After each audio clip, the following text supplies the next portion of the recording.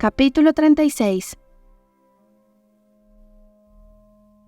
Confío en que pronto tendré el placer de presentarle a mi hijo, dijo el señor Weston. La señora Elton, muy predispuesta a suponer que con este deseo se le tenía una atención muy particular, sonrió amabilísimamente.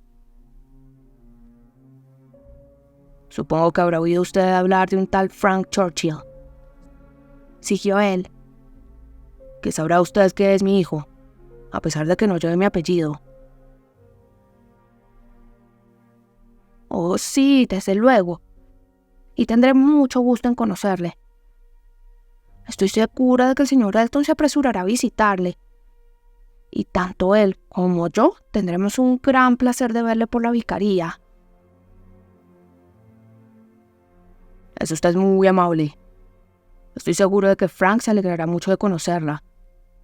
La semana que viene, y tal vez incluso antes, estará en Londres. Nos hemos enterado por una carta suya que hemos recibido hoy. La he visto esta mañana, y al ver la letra de mi hijo me he decidido a abrirla. Aunque no estaba dirigida a mí, sino a la señora Weston.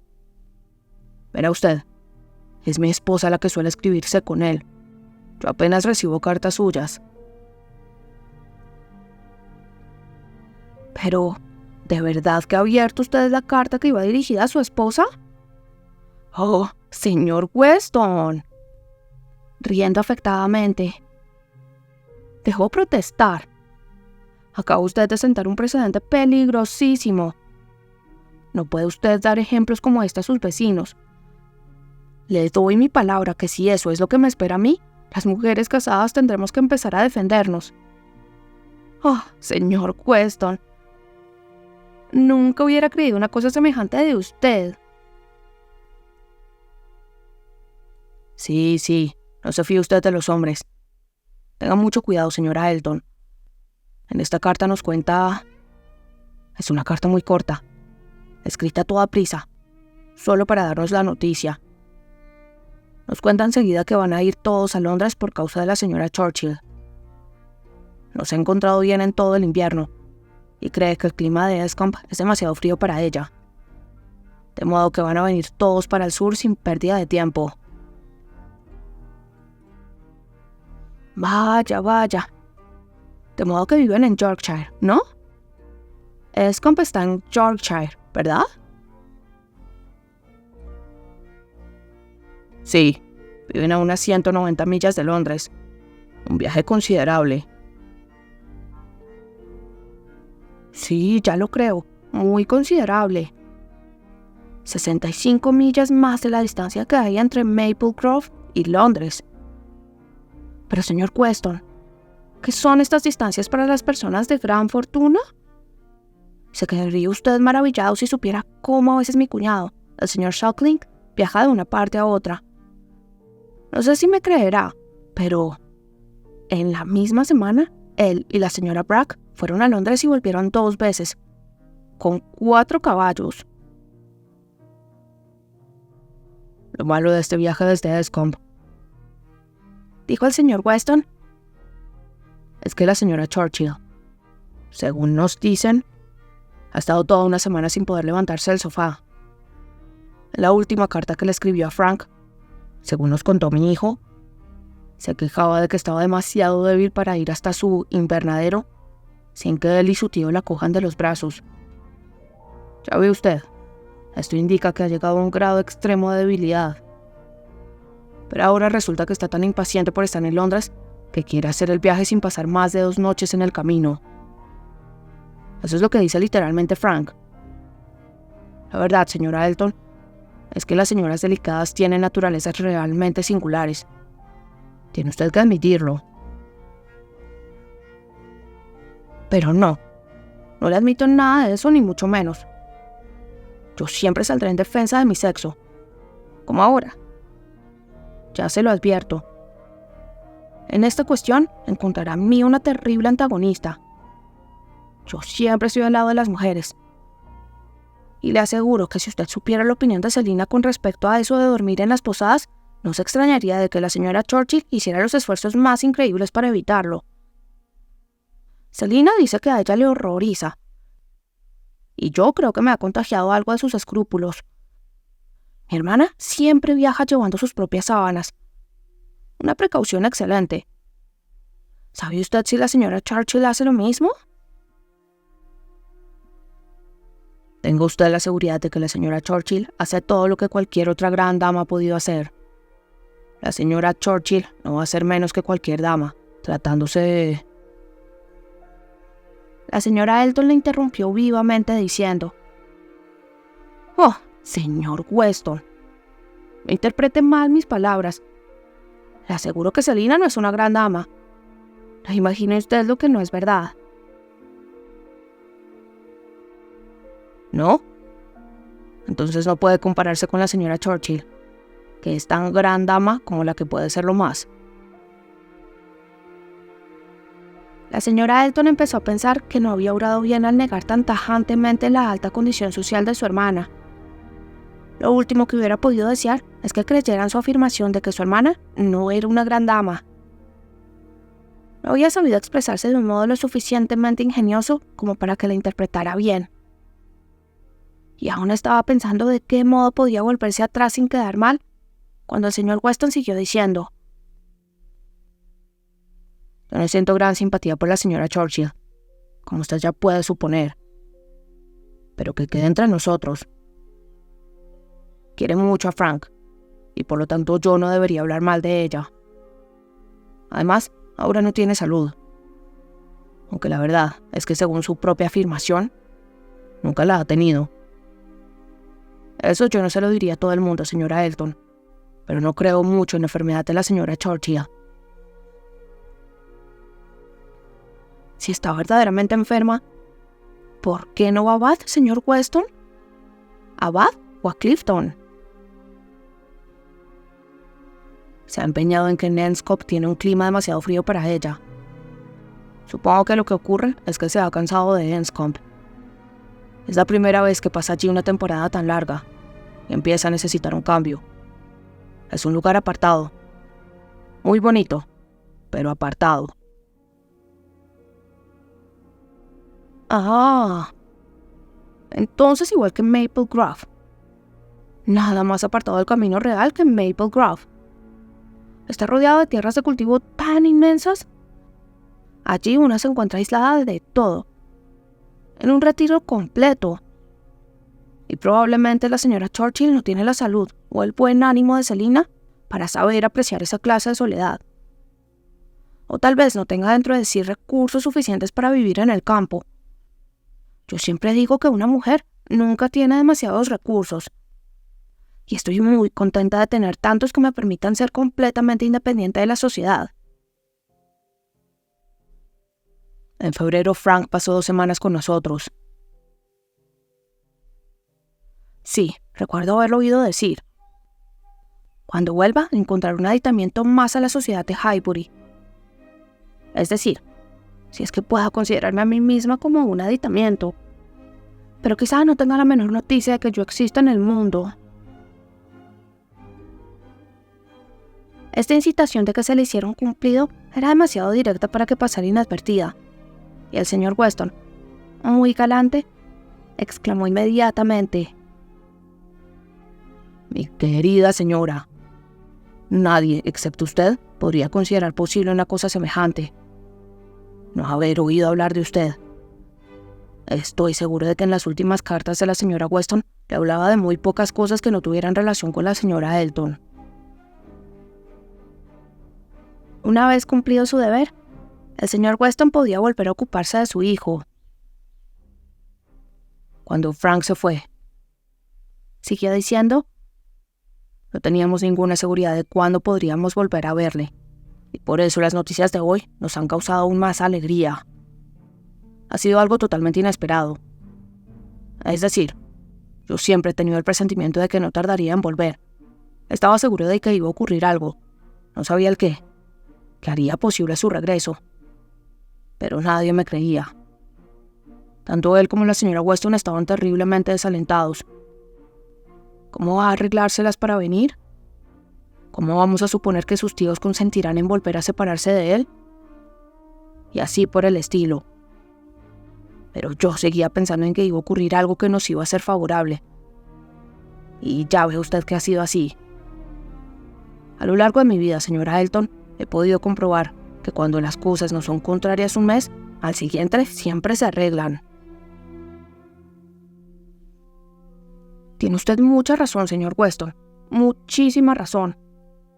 Eso es precisamente lo que yo solía decirle a nuestro galán en la época en que me cortejaba, porque las cosas no iban totalmente a su gusto.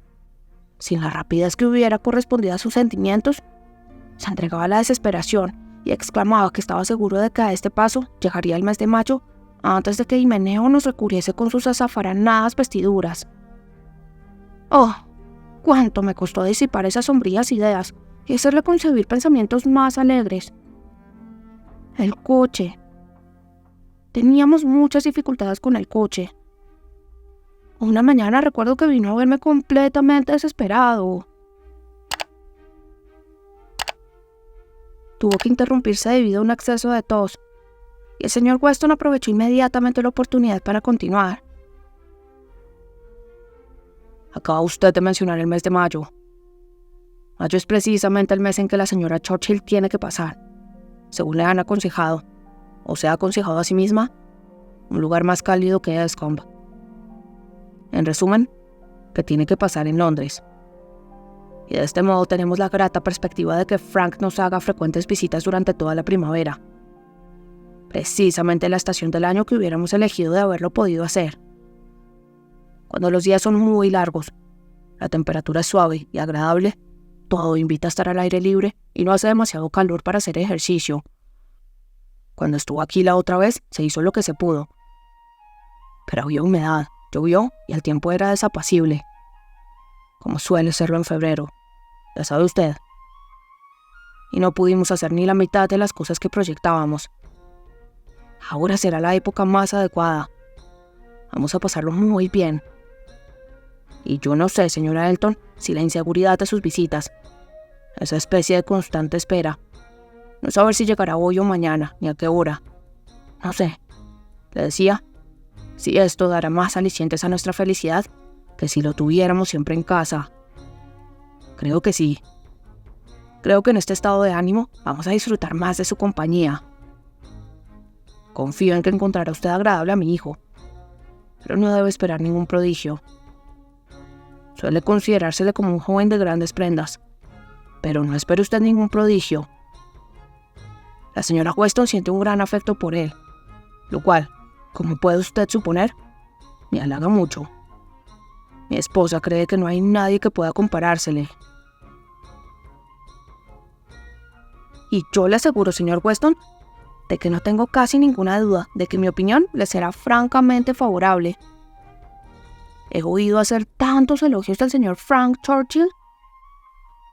De todas maneras, me veo en el deber de advertirle que yo soy una de esas personas que siempre juzgan por sí mismas y que en modo alguno se dejan guiar por el criterio de los demás. Le advierto que la opinión que forme de su hijo responderá a mi criterio personal. No me gusta adular a nadie.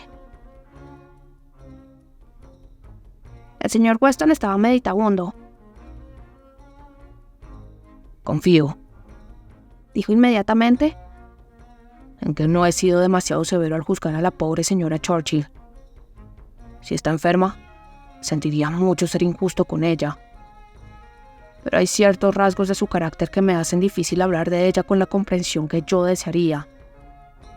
No debe usted ignorar, señora Elton, las relaciones que he tenido con esta familia y la clase de trato que me han dispensado.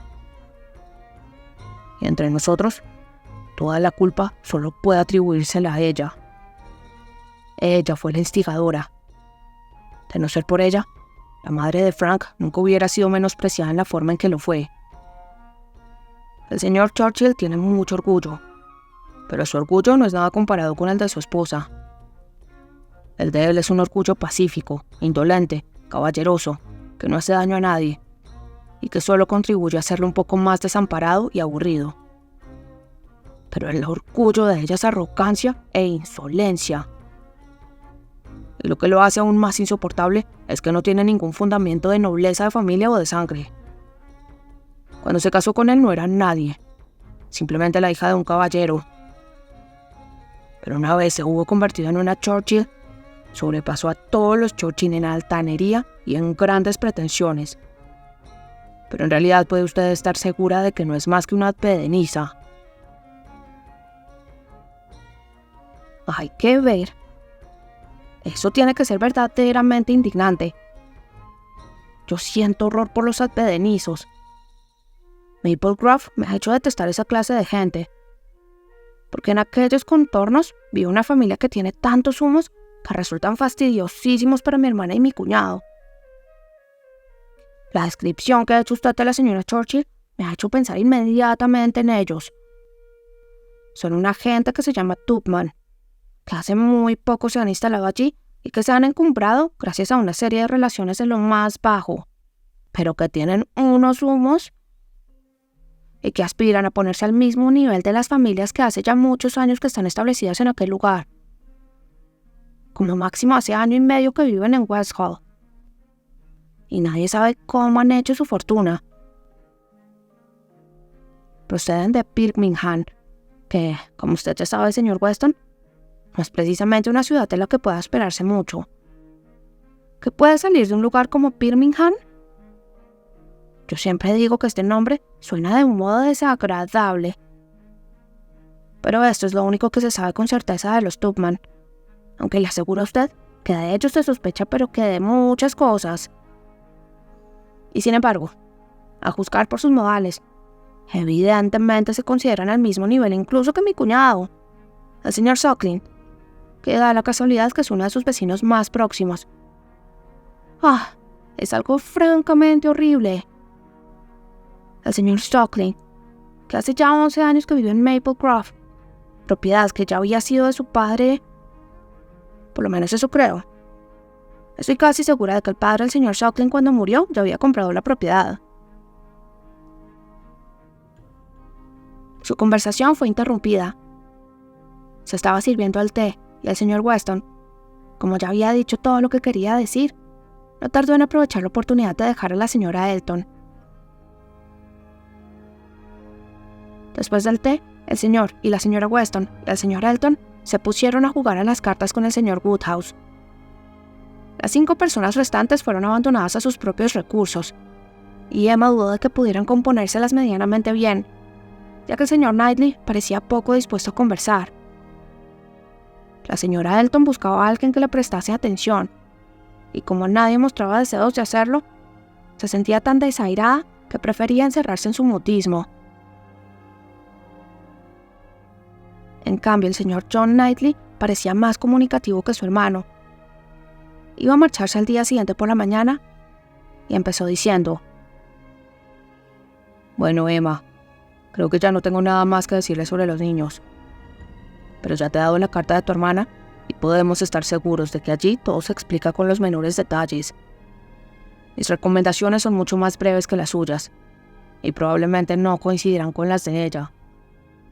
Todo lo que quisiera pedirte es que no los mimes mucho ni que les des demasiados potingues. Espero que podré complacerlos a los dos, dijo Emma. Haré todo lo que pueda para que lo pasen bien, lo cual a Isabela ya le bastará. Y para mí, el que lo pasen bien excluye el malcriarlos y el darles demasiados potingues, como tú dices. Y si se ponen muy revoltosos, los envías otra vez a casa. Eso es bastante probable. ¿No te parece?